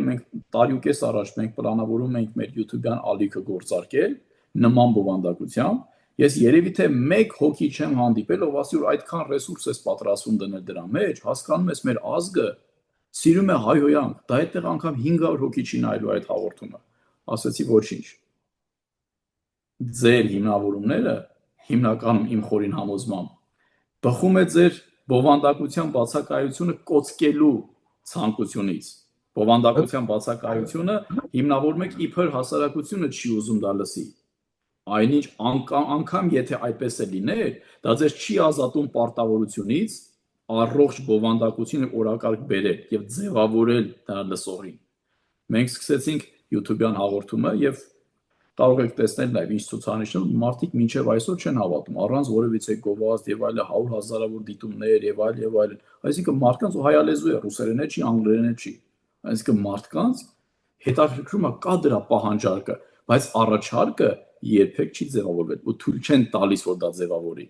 Այդ ճեղքումը լինում է հատուկեն տարբեր մարդկանց միջոցով եւ շնորհիվ, որոնք սկզբից ճանապարհն են բացում, նաեւ ճանապարհ հարթելով մյուս մարդկանց համար, ովքեր այդ ժամանակ կարող է այդքան էլ վճռական չէին, բայց փոքր հաջողության ժամանակ նրանք միանում են գործընթացին եւ այս ալիքը բարբերաբար ավելի ու ավելի է մեծանում։ Եվ մեր քաղաքականությունը կարելի է բնորոշել, այս վերջերս քաղաքական գիտության մեջ մի հետարքիր տերմին է ներմուծվել, մոտ մի քանի ամսվա վաղեմություն եմ ասում ձեզ, Օքսֆորդյան եւ Քեմբրիջյան բառաֆոնդով, հա, կոչվում է ֆլեշ մոբային քաղաքականություն, որտեղ գերխնդիրը ֆլեշ մոբերն են, աղմուկներն են, դիտումներն են, տեսանելիությունն է, շոուն է, բայց ոչ երբեք իմաստն ու բովանդակությունը։ Հետևաբար սա կարելի է միայն ճեղքել այն տրամաբանությամբ, ինչպես մենք խոսեցինք։ Շատ դժվար է գիտեք, ես որտեղ ինքս եմ անցել դրա միջոցով։ Երբ որ ես սկսեցի 6 տարի առաջ այս հաղորդաշարը ինքնաճանաչում բովանդակությունով, որը որ բան էր 2-2.5 ժամ, մինչև 3 ժամ, ոսկե unlimited է իմ հնարավորությունները, ինձ ասում են սարքի 10 րոպե, 15 րոպե, որ քեզ նայող լինի, ես ասում եմ լսի, ես pop արտիստ չեմ, եւ իմ բովանդակությունը 3-4 րոպեանոց կլիպի մեջ չի տեղավորվում։ Ես օպերայի դիրիժոր եմ, իմ ներկայացումները 3-4 ժամ են, Վագներին է մինչև 6-7 ժամ։ Եթե մեկը pop է ուզում նայի, դու կլիպ նայի, իմ անելիքը ընդեղա։ Եվ այսօր արդեն 2163 հաղորդում ձայնագրած 6 տարվա մեջ։ Երեք ես թիվը նայեցի, ես սարսափեցի այդ գործի առատության մեջ։ Առ այսօր ես չունեմ հաղորդում, որը ավելի քիչ է, քան 1 ժամը։ Հիմա մենք արդեն խոսում ենք 1 ժամ։ Բայց մենք դեռ վերջը չենք։ Եթե դժվար չլիներ, հետաքրքիր չէր լինի։ Այդ դժվարությունն է նաև այն կարևոր ցուցիչը, որ դուք գնում եք փոփոխության ճանապարհով, որովհետև յուրաքանչյուր համակարգ ինքը ունի կայունություն եւ ինքը դիմադրում է յուրաքանչյուր փոփոխության, որտեղ յուրաքանչյուր համակարգի խնդիրը իր վերարտադրությունն է եւ համակարգը ամեն կերպ դիմադրելու է ձեզ։ Եթե ձեր ճանապարհին դուք չեք հանդիպում դիմադրության, դա կլինի անգամ վարկաբեկություն, անտեսում եւ այլ, ուրեմն դուք սխալ ճանապարհով եք գնում։ Ինչքան մեծ է դիմադրությունը, այնքան այդ ճանապարհը ավելի պատվաբեր է, ավելի ճիշտ է, ավելի լավն է այս խոսույթի շրջանակներում իհարկե։ Ես այսօր ասեմ, փաստացի 6 տարվա մեջ 60 միլիոնից ավել է։ Ես ժամերը չեմ ուզում ասել։ Բա տեսնում եք։ Ժամերը սոսկալի վեցությունը ժամերը, որտեղ հաղորդումներն են երկար։ Սա ինչ եմ ասում, հարգելի ժողովուրդ ջան, հարգելի ընկերներ, դիտողներ ջան, եթե մարդ նախընտրում է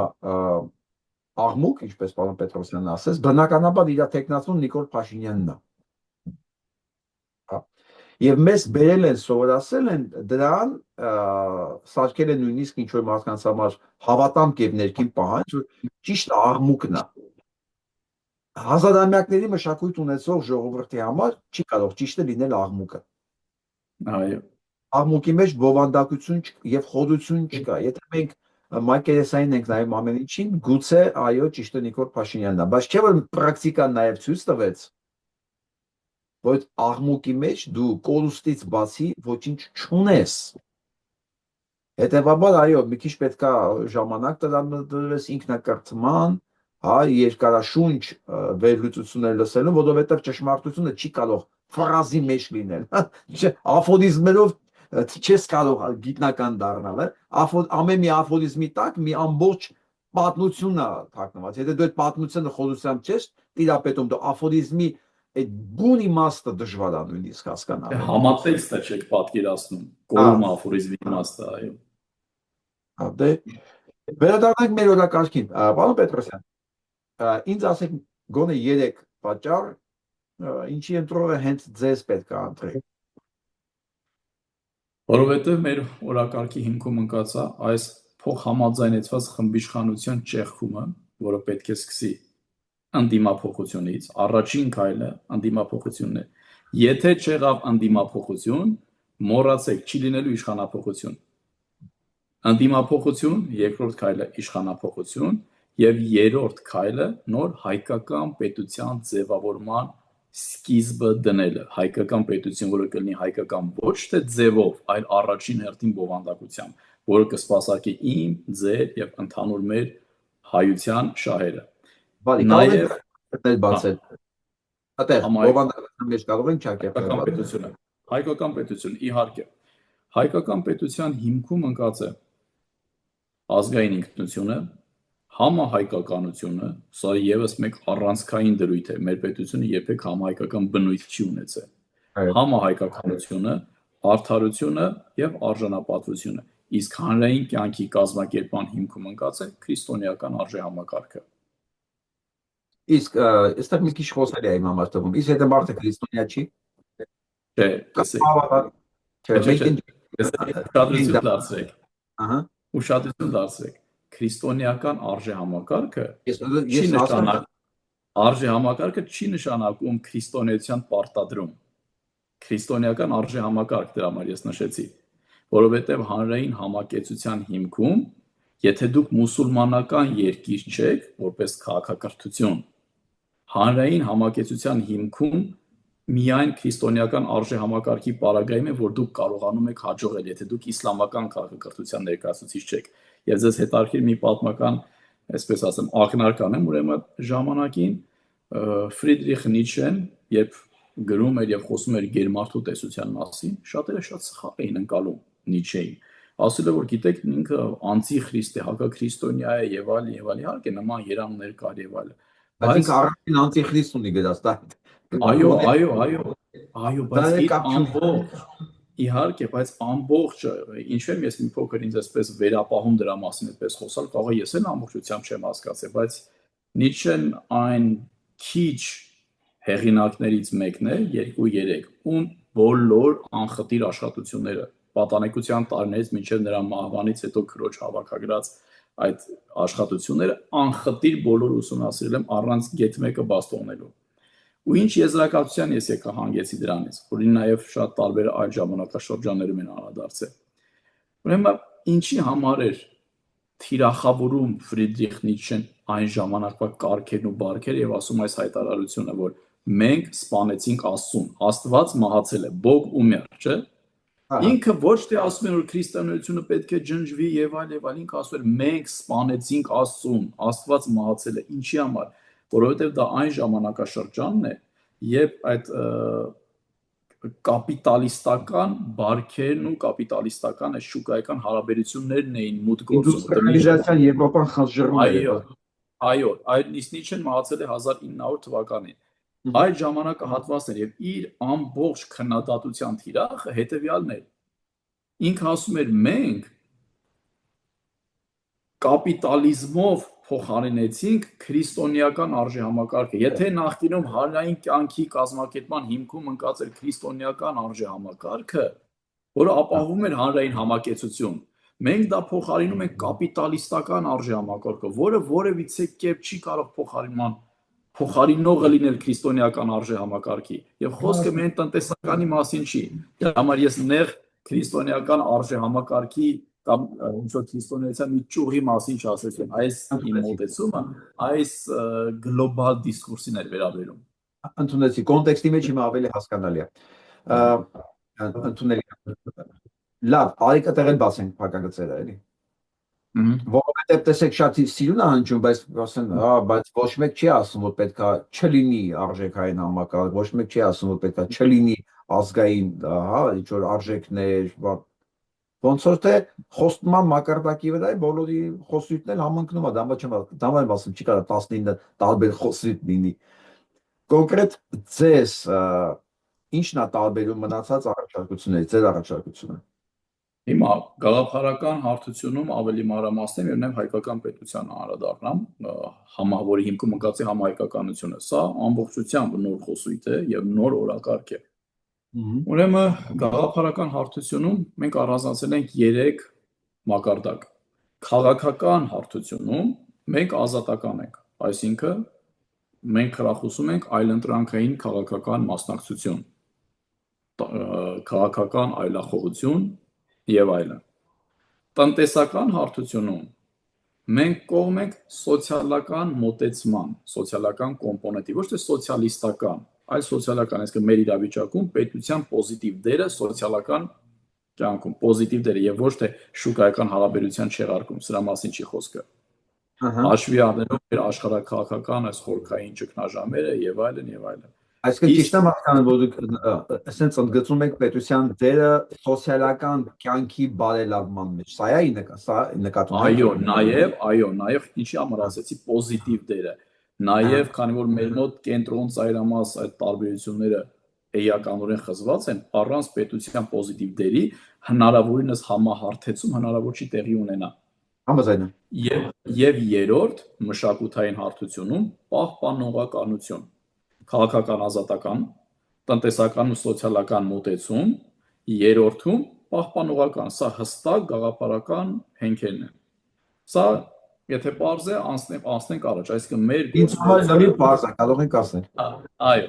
այսինքն մեր գործունեության հիմնական ուղենիշներ եւ ցուցիչները սրանք են։ Թե արդեն ով ոնց կդիրքավորի աճ, կենտրոնամետ աճ, թե ոնց դա իր խնդիրն է։ Մենք հստակ ասում ենք, որ հարթությունում ինչպես ենք դիրքավորվում։ Հետո ամենակարևոր խնդիրը համահայկականությունն է։ Մենք ազգ ենք, ում ռեսուրսները մի քանի անգամ ավելի շատ գտնվում են Հայաստանի սահմաններից դուրս։ Եթե այստեղ 2.5 միլիոն ենք, 3 միլիոն ենք, ապա մոտ մի 4-5 անգամ ավելի մենք ապրում ենք Հայաստանի սահմաններից դուրս։ Եվ մեր միակ կենսունակության եւ ուժի գրավական ու աղբյուրը կարող է լինել մեր ազգային ներուժի համախմբման մեջ։ Այսինքն պետությունն էլ իր գործառույթներով պետք է լինի այս համահայկականության առանցքը։ Պետություն, որը կլինի բոլոր հայերի համար տուն։ Նաև այստեղ առաջ է գալիս 2 կարևոր օրակարգ։ Մի օրակարգը, որ պետք է կոնցեպտը գործարկվի, որտեղ որ հայ լինելը նշանակում է լինել անվտանգ։ Սա չափազանց կարևոր է։ Երկրորդը, մենք մեր ամբողջ ազգային, այսպես ասած, միասնության շրջանակներում միշտ դրել ենք հիմքում միայն ու բացառապես արժեքային կամ հոգևոր սկզբունքները կամ էմոցիոնալ, հա, ցեղասպանությունից սկսած մենք հայենք եւ այլն։ Բայց մի կարևոր կոմպոնենտի ուշադրություն չենք դարձրել։ Երկրորդ կոմպոնենտը պետք է լինի հայ լինելը, պետք է լինի շահավետ, այսինքն հայկական կապիտալի ձևավորում։ Սա չափազանց կարևոր է։ Ես կարող եմ մի պահ ձեզ ընդհատել այստեղ։ Իհարկե։ Ովքեր գրանցված են Patreon-ում մեզ մոտ, այս ամեն ինչը կարող են արդեն կարդալ ապագա պետության մեծտեկանի մեջ, ստե շատ համընկնում է։ Բացի մի բառից, որ ինչ շատ դուր եկավ, ես ոչ մի ձև չի կարողանում հարմար բառը գտնել, ցանցային պետության եւ համահայկականություն, ճիշտ ասած, ինձ ավելի քաղաքագիտական իմաստով ավելի հիմնավոր ու բովանդակացվում։ Շնորհակալություն այդ բառը հուշելու համար, բայց այն ինչ որ դուք ասում եք, ովքեր գրանցված են Patreon-ում, դա ամեն ինչը կարող են տեսնել, իսկ իմ գնահատմամբ ձեր ասած մի 4-5 անգամ ավելի շատ հայ լինելը, ես կարծում եմ ինքը շատ ավելի շատ է։ Մենք այդ հայերին բացահայտելու նաև խնդիր պետք է դնենք մենք, ձեր ասածը իրականանում է այն ժամանակ։ Ավելի կարևոր է դառնում, որ հայ լինելը անվտանգ է, հայ լինելը շահավետ է, եւ մենք բացահայտում ենք նոր հայերի շերտեր, որ միջև այդ հայկականության հետ այդքան կապված չեն եղել։ Նենց որ ովքեր բաժանորդագրված չեն պատյոնին կարող են բաժանորդագրվել, շատ լավ է, ոստեղ մենք համակարգցիկ ենք, խնդրեմ, շարունակեք։ Եվ շարունակությունը մի հետաքրքիր ակնարկ եւս։ Ուշադրություն դարձած կլինեք, որ Հայաստանի Հանրապետությունում գործում է ազգային անվտանգության ծառայություն, ճիշտ է, բայց ոչ պետական անվտանգության ծառայություն։ Ես ասում եմ քաղաքագիտական տեսանկյունից, եւ սա ուղղակի բառախաղ չէ։ Ազգային անվտանգության ծառայություն նշանակում է, որ պետությունը պատասխանատու է իր ազգի անվտանգության համար, անգամ իր պետության սահմաններից դուրս։ Եվ սա առանցքային եւ կարևոր կոնցեպտ է, որ մենք երբեք չենք ունեցել։ Եվ մի հետաքրքիր դիտարկում 2 տարի առաջ, երբ դեռ ԱՄՆ նախագահ Ջո Բայդենն էր, երբ Գազայի խնդիրները պաղեստինյան հակամարտությունը նոր էր թափառնում, երբ այցելեց Իսրայել, այնտեղ ունեցավ բավականին հետաքրքիր ճառ։ Դրան անդրադարձ առանձնապես չեղավ։ Ջո Բայդենը ասաց, որ հարգելի բարեկամներ իսրայելցիներ եւ այլ հարգելի աշխարհ, մի բան մի մոռացեք, Իսրայել պետությունը ամբողջ աշխարհով հրեաների անվտանգության իր աշխատավորն է եւ ոչ միայն այստեղի քաղաքացիների եւ այստեղի բնակիչների։ Եվ այս անվտանգության գաղափարը չափազանց կարևոր է հայապահպանման համար, որովհետեւ մարդը նաև պետք է հարց տա, ինչի համար եմ ես ուզում մնամ հայ։ Որովհետեւ եթե 94 թվականից հետո ես հստակ վիճակագրություն կարող եմ ասել, անգամներ ավելացան մարդիկ ամբողջ աշխարհում, Կանադայով, Ամերիկայում, Եվրոպայում, ովքեր 7 պորտային կողմ հայ բարեկամ ունեին, իրենք իրենց նույնականացնում էին հայի հետ, որովհետեւ հայը հաղթող տեսակ էր, հայը վեր էր հառնել մոխիրներից։ Իսկ այս 20 թվականի պատերազմից հետո ներկա իշխանության նվաստացուցիչ քաղաքականության իրականացման հետևանքով տարբեր հայ համայնքներում եւ գաղութներում 50-ից 60% նվազել է համամասնորեն հայկական դպրոցների հաճախականը, հաճախելիությունը, որտեղ մարդիկ չեն ուզում իրենց նույնականացնեն հայի հետ։ Հայը պարտված է այս պահին, հայ իրականացնում է հակահայկական քաղաքականություն, հրաժարվում է ինքնությունից, մշակույթից եւ այլն։ Եվ բացի խնդիրներից այդ մարդկանց համար պայմանական ասված, անկախ համաձայն ենք թե համաձայն չենք, հայ լինելը իրենց համար իրենց ոչինչ չի տալիս բացի խնդիրներից։ Իսկ պետական ապարատում նաև խոչընդոտում առաջ խաղացման, որտեղ հայյան ազգանուն են ունենում շատ պարագայում։ Իսկ այս դեպքում լինում է ինստիտուցիոնալ նաև փոխշահավետ մեկ ընդհանրություն ասեմ, համագործակցություն ասեմ, որտեղ եւ ներուժն է միավորվում, եւ հիմնական ընդհանուր կոնսենսուսային գաղափարն է ձևավորվում, ու պատկերացրեք մենք ինչ ուժի մասին են խոսում։ Եվ պատահական չէ, 2 տարի առաջ Էրդողանը իր ելույթում ասեց հայկական պետության հետ մենք այլևս խնդիր չունենք։ Մեր խնդիրը հայկական սփյուռքն է։ Բոլորը գիտակցում են մեր ուժն ու ներուժը, բացի մեզնից, իսկ մենք ոչ միայն չենք գիտակցում, ջանք ու երրանդ ու ռեսուրս չենք խնայում ապացուցելու, որ մենք ոչինչ ենք, ոչ մի բան ենք, մեզից բան կախված չի։ Մենք թույլ ենք, պարտված ենք եւ մեր դերը միայն համակերպվողինն է։ Բոլորն են դա գիտակցում, բայց ոչ երբեք մենք։ Իսկ սա իմ նշած քաղաքակրթական հանցագործության շարունակությունն ու ավելի վառ դրսևորումն է։ Լրիվ համաձայն եմ ձեզ հետ։ Կար գաղափարական տարբերություն կամ նորություն մնացածի հետ։ Չէ, ասենց ասեմ, ամեն դեպքում ամեն ինչ հիմնավորված է պատճառը հետևանքային կապով բացատրվող։ Իհարկե մենք ստե կարող ենք հիմա խոսալ, անցնենք բանակին, անցնենք տնտեսությանը, երևի տեղ էլ առաջարկներ կլինեն։ Ինչ ունեք բանակը։ Բանակից ինչ ունեք առաջարկել։ Բանակը, գիտեք, բանակից ավելի լավ կլինի, եթե հնարավորություն ունի մեր ռազմական կոմպոնենտի մասնակիցները ավելի լավ խոսեն, որտեղ ես չեմ ուզում իրենց դաշտ մտնեմ։ Բայց ուղղակի կարող եմ ասել, որ բանակը ունի առանցքային դեր մեր անվտանգության երաշխավորման գործում, ունեցել է եւ ունի եւ պետք է ունենա առանցքային դեր։ Բայց նաեւ մենք պետք է հաշվի առնենք, որ բանակը ածանցյալ է առողջ պետականության։ Չեք կարող բոլոր ոլորտներում տապալված լինել, բայց ունենաք ամուր բանակ, ուժեղ բանակ։ Հետևաբար այս ամենը, այս կոմպլեքս իրավիճակում պետք է դիտարկել, նաև բանակի կարևոր դերը։ Իսկ այն, որ այսօր աշխարհում տիրում է ուժային քաղաքականություն եւ ուժը զսվում է ուժի միջոցով եւ ուժերի բալանսի միջոցով, այդտեղ երկրորդ կարծիք կարծում չկա։ Շատ այդ լավ բանակի մասով առանձին պատասխանատուն եք, բայց կառուցվածքային առումով մի քիչ դες մեծ կտորներով կարող եք գոնե ներկայացնել։ Պատկերացում ունենալու համար առանց մանրամասների։ Չէ, Թե այդպես որովհետև բանակը մի քիչ բան է, հա, ով չի ուզում ուժեղ բանակ, էլի։ Կա մի քիչ թեկուզ բան բացելու, թե չէ։ չէ, ես կխուսափեմ դրանից, գիտեք ինչի, որովհետև ես հաճախ Դանի, խուսափում եմ այն ոլորտներին անդրադառնալ, որտեղ որ կոմպոնենտ չեմ։ Դա համար ես պատահական չի նշեցի, որ մեզ մոտ դա առաջնահերթություն է, առաջնահերթություն, կենսական նշանակություն, բայց դրա կոնցեպտը ամբողջությամբ այլ է։ Ու իդեպ, այստեղ նաև այդ կոնցեպտի մեջ նաև յուրահատուկ բաղադրիչ կա համահայկականության շրջանակում։ Ինչպես այլ երկրում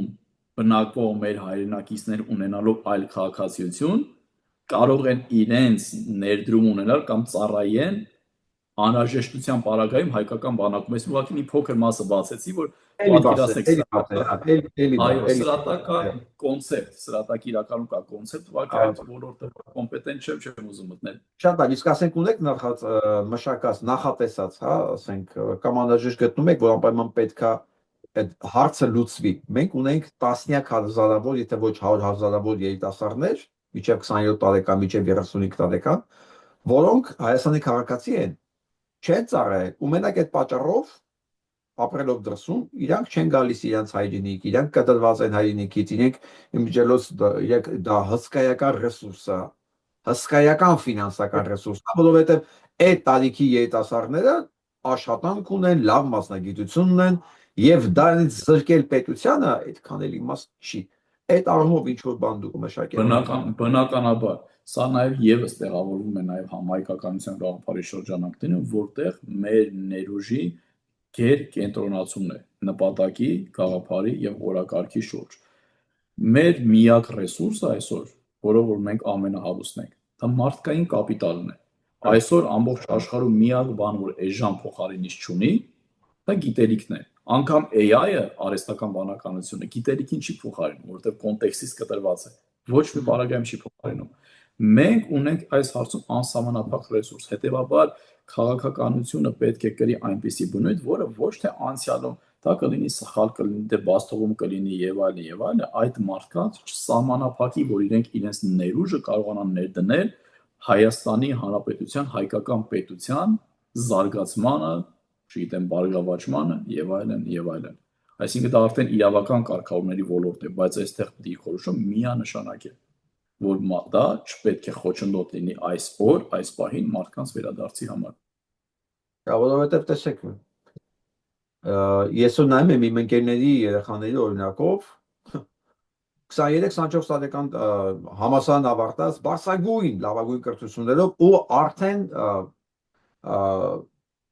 շատ բարձր աշխատավարձով աշխատող մասնագետներ են, ասենք, նրանց մուտքը, նրանց զրկել հայրենիք գնալ-գալուց, փորձի փոխանակումից, միջոցների տրամադրումից հայրենիքից, դա խելամիտ չի, էլի, այդ հարցը լուծում է պահանջում, էլի։ Բան անպայման պետք է լինեն նաև շերտեր, որոնց ոչ միայն պետք է մուտքը բաց լինի,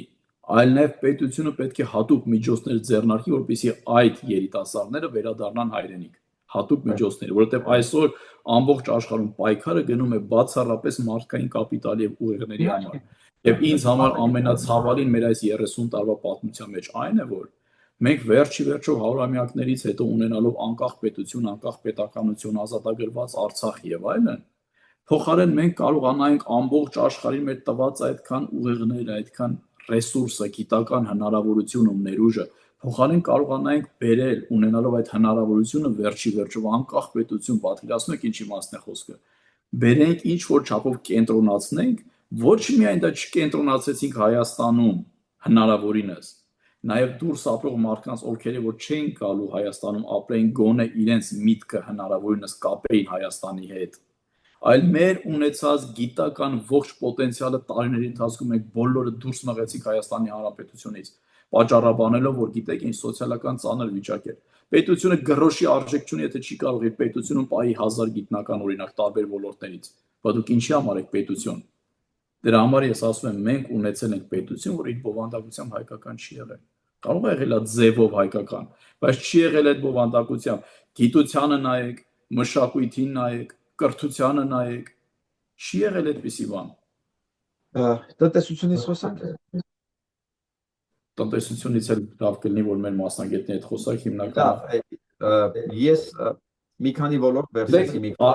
Գիտեք, կարող եմ այսպես, հա, պոպուլիստական խոսքեր ասել, բայց ես սիրում եմ այն ոլորտին անդրադառնալ, որտեղ որ հնարավորինս կոմպետենտ եմ։ Դրա համար մեր թիմը իրականում բավականին բազմազան է եւ ունենք այդ ամեն ոլորտի իրականում բավականին մրցունակ գիտելիքներ ունեցող եւ այդ ոլորտում գործող աշխատող տարբեր մասնագետներ։ Նաև ինձանից կներան, ասեք մեր ոլորտի մասն եք խոսում, ամենք ինչ անենք։ Հասկանալի է։ Տեսեք, ես մի քանի օր առաջ շատ հպանցիկ տնտեսության մասին խոսացի, զարգացվող ինչը կարող Հայաստանը ներկայացնի, ինչ արժեք ունի Հայաստանը աշխարհի վրա, եթե SSS-ը կարևոր բան չի անում, երկիրը չի կարող հող վաճառելով, հա, մենք հումք ենք, չէ՞, վայ։ Հումք վաճառող երկիրը չի կարող այսօր տեղ ունենա աշխարհ քաղաքակրթության մեջ, էլի մենք աբորիգենների մենք բանանային երկիր ենք այսօր ներկայանում տնտեսություն որպես եւ այս կոնտեքստի մեջ վերլուծություն է անում ես եկային եզրակացության որ Հայաստանը անցած 30 քանի տարվա պատմության մեջ, արդեն 35 տարվա պատմության մեջ չի ունեցել որևէ տնտեսագետ, որ ուներ ազդեցություն, որ կդներ Հայաստանի տնտեսությունը ռելսերի վրա, որ մենք բանանային պետություն չենք լինի։ Ես հիմա կարող եմ նույնը պնդել, ոչ միայն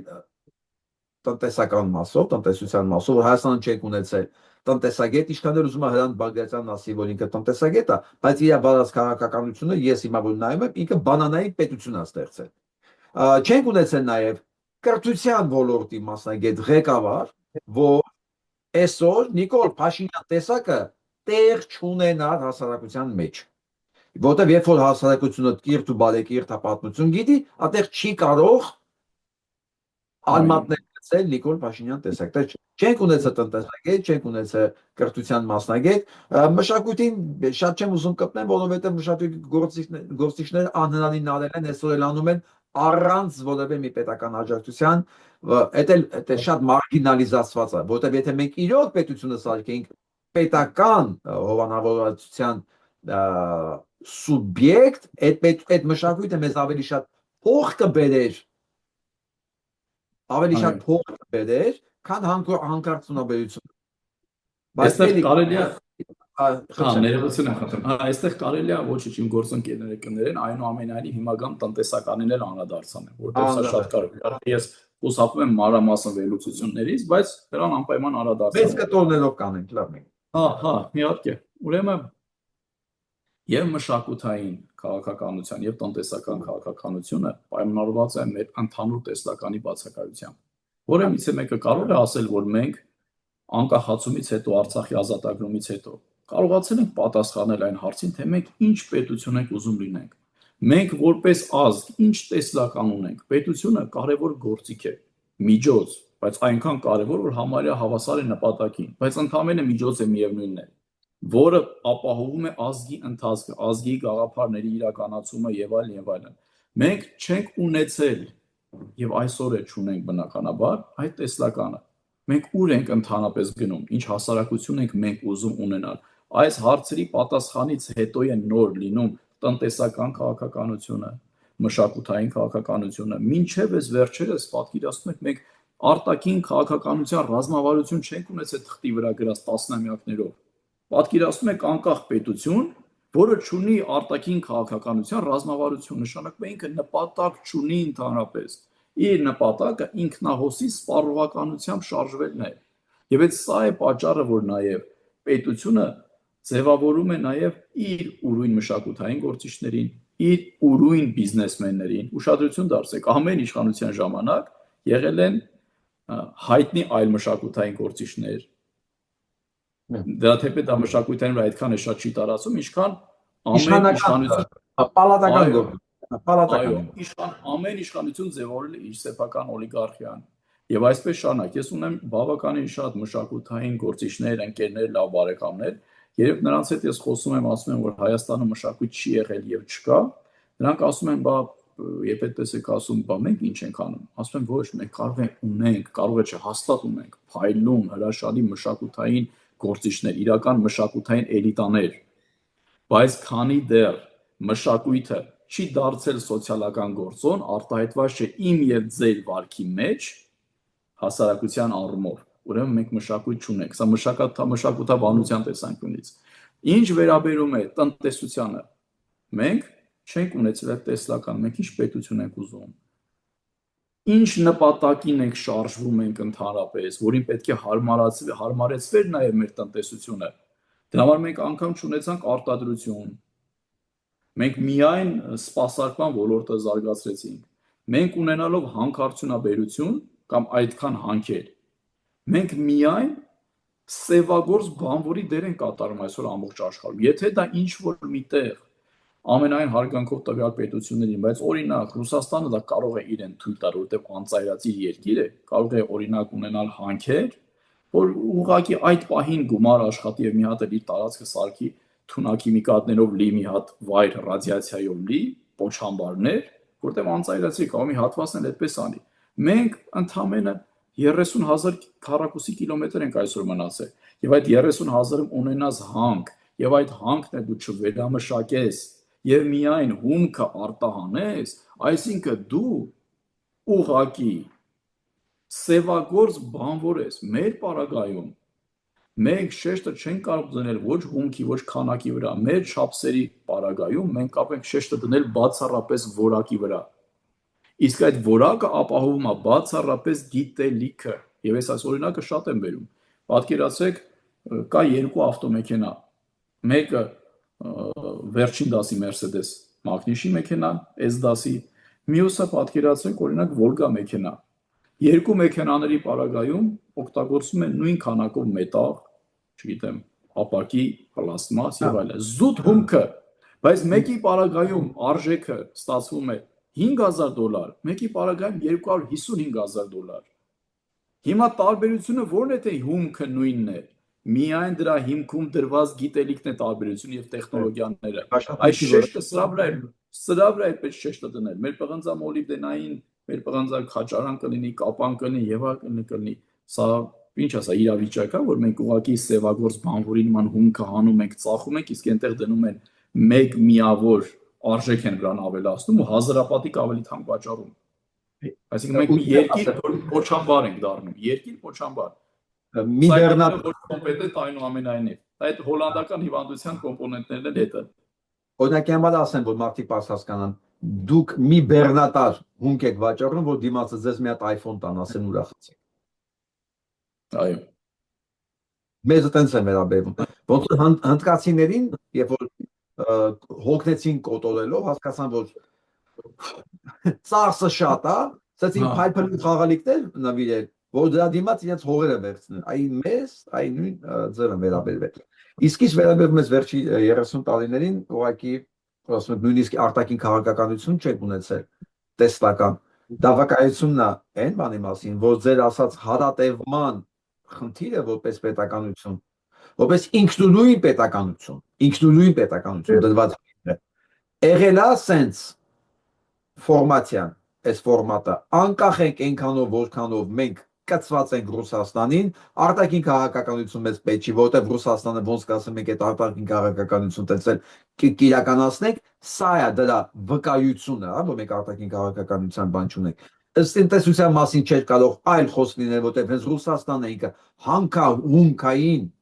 մատակարար բանանային երկիր աշխարհի մակարդակով եւ հելինյանք էլ նեղացած էին, եւ Քլինտոնը Ելցինի ժամանակ իրեն ասել էր դե այնքան փող կտանք խոսակցության ժամանակ էլի, որ սոված չմեռնեն, մեկ այս երկիրը մեզ պետքա որպես հումքային մատակարար։ Իրանք նեղացել են Քլինտոնից։ Այն պարագայում որ 30 տարի է իրենք իրենց երկրին այտենց էլ վերաբերվում են։ Մենք ոնց որ բանա Ռուսաստանի կույրաղիկն ենք այսպես կծորտ, ինչ որ այն էլ բոլբոքված արդեն կույրաղիկ էլի, ոչ էլ որ կտրես թափես, ոչ էլ բուժես պահես։ Այդ վիճակով է մեր պետությունը ու անցած բոլոր նախագահները, որում ամենաերկար աշխատած վարչապետ Փաշինյան Նիկոլը հավասարաչափ հանցագործ են այս իրավիճակի համար։ Բնականաբար այդտեղ պատասխանատվության տեսանկյունից որևիցե ավելացնելու բան չկա, մասնավորապես հաշվի առնելով այն հանգամանքը, որ յուրաքանչյուր իշխանություն բացառապես ինքն է պատասխանատու տվյալ իրավիճակի եւ ժամանակահատվածի համար։ Բայց այստեղ կա մեկ այլ կարևոր դրույթ, որին որ պետք է անդրադառնալ։ Մենք ունենք աշխարհայացքի լրջագույն խնդիր։ Մենք ունենք այսօր ինքնության խորքային ճգնաժամ եւ մենք նույնիսկ այդ օրակարգ ունեինք եւ այսօր է կա, որ կոչվում է ինքնության հեղափոխություն, այսինքն հեղափոխություն հանուն ինքնության, որը նշանակում է խորքային վերաիմաստավորում եւ վերարժևորում, ինչպես մենք ինքներս մեր մասին ունեցած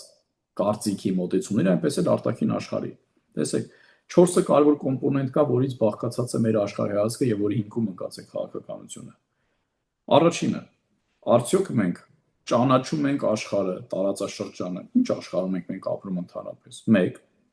Արդյոք մենք գիտենք, ճանաչում ենք գերակայող խաղի կանոնները այդ տարածաշրջանում եւ աշխարհում, ինչ խաղի կանոններով ընդհանրապես աշխարհը շարժվում այսօր։ Ճանաչում ենք արդյոք մենք ինքներս մեզ, մեր ռեսուրսները, մեր հնարավորությունները, ով ենք մենք, որտեղից են գալիս, ուր են գնում։ Եվ հետո նոր կարող ենք այսքանից հետո ունենալ պատկերացում, թե որը պետք է լինի մեր տեղը եւ դերը այս փոխվող աշխարհում։ Եթե այս 4 կոմպոնենտից մեկն ու մեկը խախտված է լինում, մեր մոտ քանդվում է ամբողջ համակարգը։ Եվ այստեղ խոսքը միայն Ռուսաստանին չի վերաբերում։ Ռուսաստանի օրինակը վառ դրսևորումն է, որ մենք ունեցել ենք եւ այսօր ունենք հպատակային քաղաքականություն։ Բայց հենց այդ սինդրոմները, որի մասին ես խոսեցի, քաղաքակրթական այդ հանցագործությունը, որ մեր ճակատագրի պատասխանատուն մենք չենք, մեր խնդիրը լավ տեր մանգալն ու լավ տեր փնտրելն է։ Եվ սա քաղաքականության մեջ կոչվում է քաղաքական ինֆանտիլիզմ, այսինքն ազգի կամ ազգի չէ, քաղաքական վերնախավի անկարողությունը ստանձնել սեփական ճակատագրի նկատմամբ ողջ պատասխանատվությունը։ Եվ հիմա ցավոք փոխարեն մենք կարողանանք այս ամենը վերաիմաստավորենք, հաղթահարենք քաղաքական ինֆանտիլիզմը, դրան հաջորդում է մեկ այլ ինֆանտիլիզմ։ Մենք դուրս գանք Ռուսաստանի կապանքներից եւ մեզ հանձնենք պայմանական ասած ՆԱՏՕ-ին, կամ օրինակ եմ ասում Արևմուտքին, երբ այդ մարդկանց հարց է տալիս, թե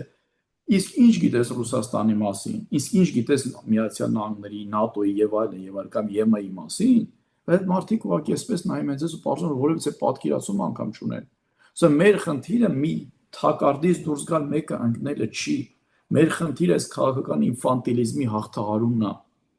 որ մեր ճակատագրի պատասխանատուն բացառապես մենք ենք։ Մեր խնդիրները առաջին հերթին լուծվելու է բացառապես մեր ազգային ներուժի համախմբման արդյունքում։ Մեզ որևիցե մեկը չի փրկելու, դա կլինի Ռուսաստան, կլինի Ֆրանսիա, կլինի Նահանգներ, կլինի ՆԱՏՕ, կլինի, չգիտեմ, ԵՄ եւ այլն, չի փրկելու դա մեզ։ Եվ այսօր շատ դժվար է այս օրակարգը տանել, թեպետ հուսով եմ, որ սա անպայման կհաղթի այս օրակարգը մի օր։ Դե մարդկանց մոտ այսպիսի պատկերացում է, կարծեք թե երկու դարակ դրված լինի։ Եվ դու խոսք ես արտաբերում, եւ հանկարծ դեմ ես լինում, օրին պայմանական եմ ասում, հա, հակարևմտյան օրակարգին, ուրեմն վերջ դու սորոսական ես, որ ասես պետք չի հակարևմտել։ Եվ հանկարծ դեմ ես լինում հակառուսականին, որ ասել է, որ գիտեք ինչ, մեր կյանքի պատասխանատուն մենք ենք, ոնց է ասում, շարժման ժամանակ չէ։ Թերացել եմ, ես եմ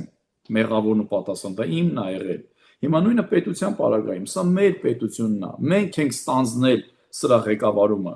Հետևաբար պետք չի ակնկալել, որ ինչ-որ մեկը պիտի մեր նկատմամբ ունենա բարի կամք կամ չգիտեմ, բարի նպատակներ։ Մենք ենք թերացել։ Իսկ երբ ասում ես հարցը հակառուսականություն չի, հարցը քաղաքական ինֆանտիլիզմի հաղթահարումն է, հարցը հակաարևմտականությունը չի, մարդիկ ասում են, այ դու Սորոսի գործակալ ես, մեկ էլ հաջորդ հաղորդման ժամանակ, այ դու ռուսի գործակալ ես։ Ասում ենք, ոչ, այդ երկու դարակը չի, այս բարդ ու բազմաբևեռ աշխարհում, մեր բարդ իրականության մեջ, մեր խնդիրներից այդ ամեն ինչ աշխարհը սև ու սպիտակի ու երկու դարակի պրիզմայով տեսնելն է եղել։ Մենք պետք է կարողանանք սա հաղթահարենք։ Խնդիրը մեր աշխարհայացքի մեջ է, մեր վերաբերմունքների համակարգի մեջ է մեր խնդիրը։ Ոնց ենք վերաբերվում աշխարհին, գործընթացներին, ինքներս մեզ ոնց ենք վերաբերվում։ Սրա մեջ է ամբողջ խնդիրը։ Դե համար սա է պետք հաղթահարել։ Ես ես կարող եմ երաշխավորել, որ ինքնաճանաչում հաղորդման շրջանակներում ձեզ դրա մեջ ոչ մեկ չի մեղադրի, որովհետև իմ ամբողջ գործունեությունը եւ մեր դիտողները մենք կիսում ենք նույն արժեհամակարգը, որ բանալին շատ կարևոր բան նշեցիք, որը մեր անունն է եւ կոչումը, դա ինքնաճանաչման բովանդակային վերարժևորումն է, հա, գնալ դեպի ինքնաճանաչում եւ ընթացքում նաեւ վերարժևորել, հա, որովհետեւ առանց վերարժևորել դու չես կարող գնահատել իրական, հա, եւ որ մեր իմ կոնկրետ հակառուսականությունը դա այնքանով է հակառուսականություն, որ իմ ազգային շահերին չի համապատասխանում։ Եվ ես դարել եմ շատ հստակ արև մտական մարդ, որովհետև այն քաղաքականությունը, որ արևմուտքն է իրականացնում, էլի չի համապատասխանում իմ ազգային շահերին։ Եթե ոչ ամբողջությամբ առնվազն տեղ-տեղ նշանակում է ես չեմ կարող ինձ սահմանափակել ինչ որ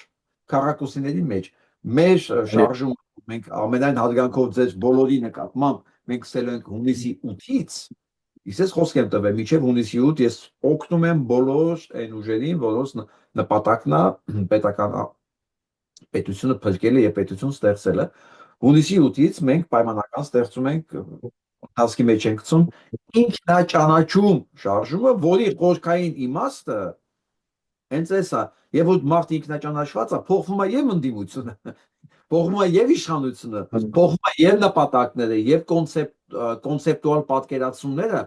աշխարհի ապրելու, արարելու ձեր ասած հարատևության, համահայկականության անհրաժեշտության։ Մի խոսքով, այս ամեն ինչը տեղավորվում է դրա մեջ եւ ամենափայլուն բառը, որտեղ կարելի է ասած համապարփակ ասել, դա ինքնաճանաչման անհրաժեշտությունն է բոլորիս, դա լինի քաղաքական գործիչ, չգիտեմ, հանգապուր կամ կոշկական ինչ ուզում լինի։